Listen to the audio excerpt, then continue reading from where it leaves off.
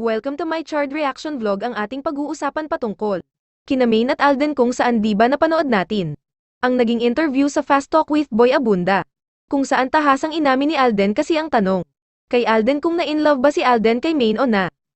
Hulog ang loob nito, parang ganun kasi ang tanong ni Tito Boy kay Alden dahil sa naging interview at sa sagot ni Alden at sa inamin ni Alden kahapon naging viral kasi inamin ni Alden na yes na in love siya kay Maine at inamin din niya na yun daw ang isa sa naging heartbreak. Di ba alam natin ang mga sumusunod na pagyayari? Di ba sinabi naman ni Alden na kaya daw di ba alam natin na nagpapalusot lang sila na para mag-grow di umano sina Maine at Alden sa kanya-kanyang showbiz career, na lagi nilang sinasabi pwede naman na magkanya-kanya ng trabaho kaya lang kailangan din na maghiwalay sila.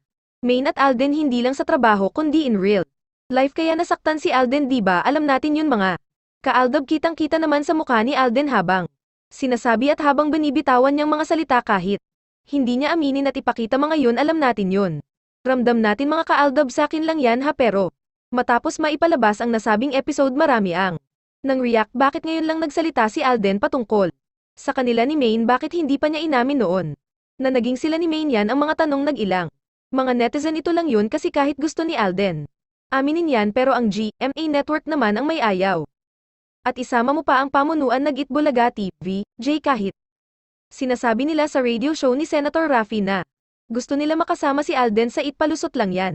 Nagbakit any-ari noong nasa GMA pa ang Tito Vic and Joey. Di ba nga bago lumipat ang mga legit na barkads sa TV5? Di ba sa Pinoy Henyo? Di ba may isang nagtanong kina Henyo Master patungkol kina Maine at Panot kung totoo ba ang balita na ikakasal si Maine? Ang sabi, fake news lang yun. Di ba ang galing magpalusot ng Tito Vic and Joey? Sinabi nila na fake news kasi andoon kasi si Alden noong araw na yun para hindi masyadong halata.